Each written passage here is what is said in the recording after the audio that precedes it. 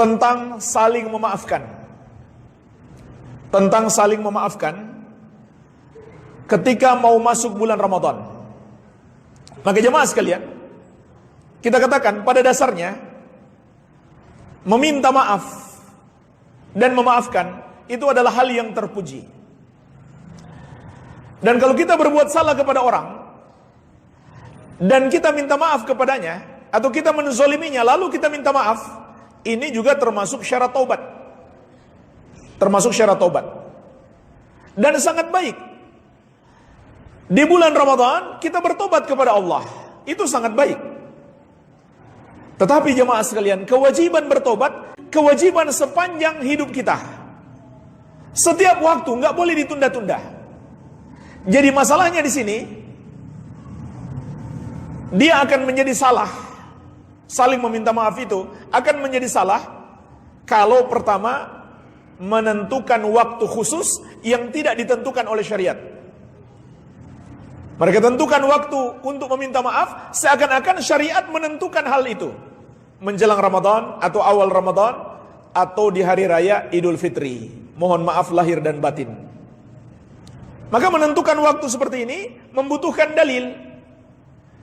Kemudian juga termasuk kesalahan kalau seandainya kita menunda permohonan maaf kita.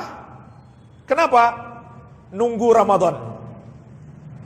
Padahal baru di bulan Syawal, masih setahun lagi. Ya, hampir setahun. Itu juga tidak benar.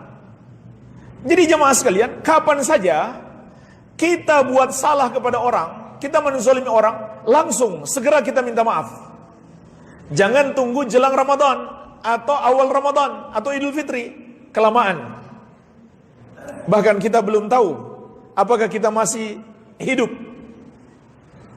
masih diberi kesempatan untuk berjumpa dengan Ramadan, untuk kemudian minta maaf kepada saudara-saudara kita yang berbuat salah.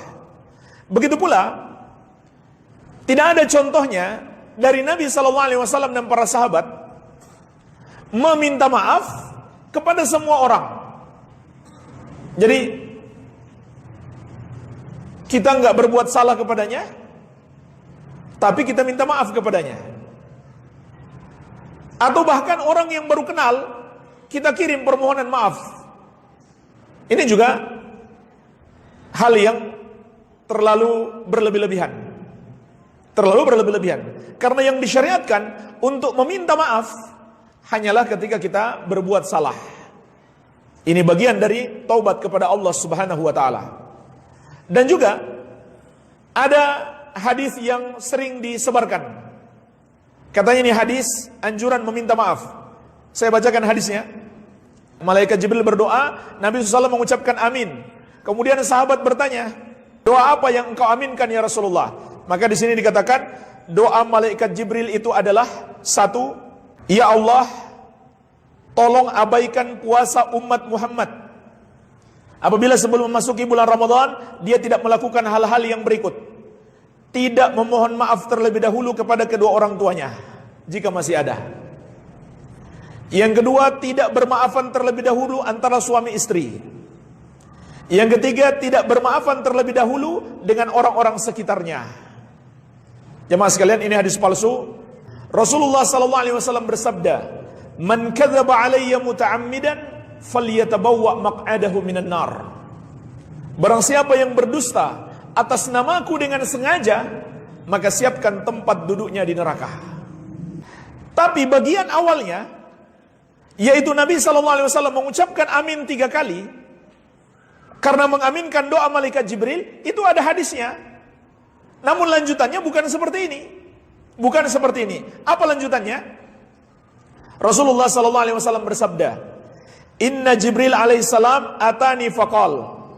Sesungguhnya malaikat Jibril alaihissalam mendatangiku seraya berdoa, "Man adraka syahra Ramadan falam yughfar lahu fadakhala an-nar fa'abadahu Allahu."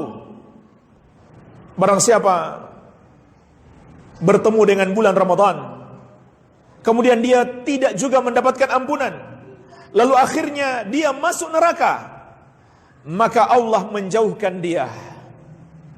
Kul, lalu kata malaikat Jibril, katakan wahai Muhammad, amin. Maka kata Nabi SAW, aku pun mengucapkan amin. Jadi ini doanya, ini satu.